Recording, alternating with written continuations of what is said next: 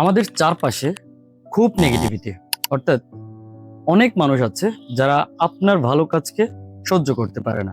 অর্থাৎ আপনি এগিয়ে যান, তার মধ্যে সে সবচেয়ে বড় বড় ব্যতিক্রম ধর্মী বাধাগুলো সৃষ্টি করে, অর্থাৎ আপনি যাতে তার চেয়ে এগিয়ে যেতে না পারেন। সো এইটার তুলনা করার জন্যই আমি এই ব্যালেন্সটা দিয়েই বোঝানোর চেষ্টা করব যে যারা আমাদের সমালোচনা করে তাদের লেভেল কি এবং আমাদের লেভেল কি এবং আমাদের কোথায় যেতে হবে। সো ধরেন এই যে তিনটা পার্ট, এখানে দেখা যাচ্ছে যে এই জিনিসটা একটু বড়, এটা একটু মিডল ক্লাস এবং এটা হচ্ছে যে একদম লো। সো এই যে আমি মানুষটা হচ্ছে যে এই লেভেলে, অর্থাৎ মিডল ক্লাসের মধ্যে আমি বাস করতেছি। তো দেখা যাচ্ছে আমাকে নিয়ে যারা সমালোচনা করতেছে তারা কারা? তারা হচ্ছে যে এই লাস্ট অপশনটা, অর্থাৎ হচ্ছে তারা আমার নিচের ধাপ। অর্থাৎ যেই মানুষগুলো আমার নিচে, তারা কখনোই চায় না যে আমি তাদের চেয়ে অনেক বেশি উপরে যাই বা অনেক ভালো কাজ করে এগিয়ে যাই।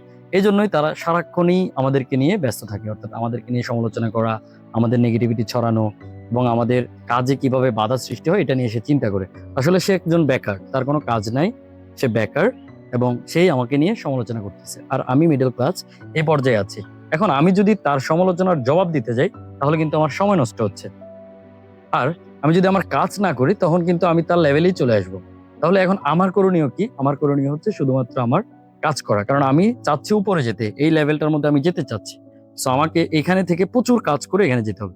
সো আমি যদি আমার নিচের দিকে তাকাই এবং সমালোচনা করি তখন কিন্তু আমি এগোতে পারবো না।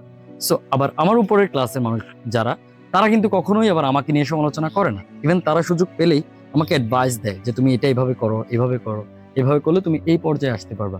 তার মানে মোরাল অফ দ্য স্টোরি হচ্ছে, আপনাকে নিয়ে যারা সমালোচনা করে এরা সব সময় হচ্ছে আপনার নিচের ক্লাসের পিপল।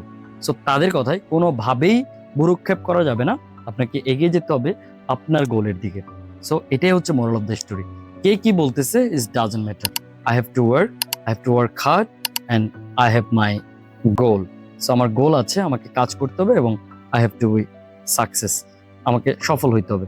সো এইভাবেই আমাদেরকে সামনের দিকে ধাপে ধাপে এগিয়ে যেতে হবে।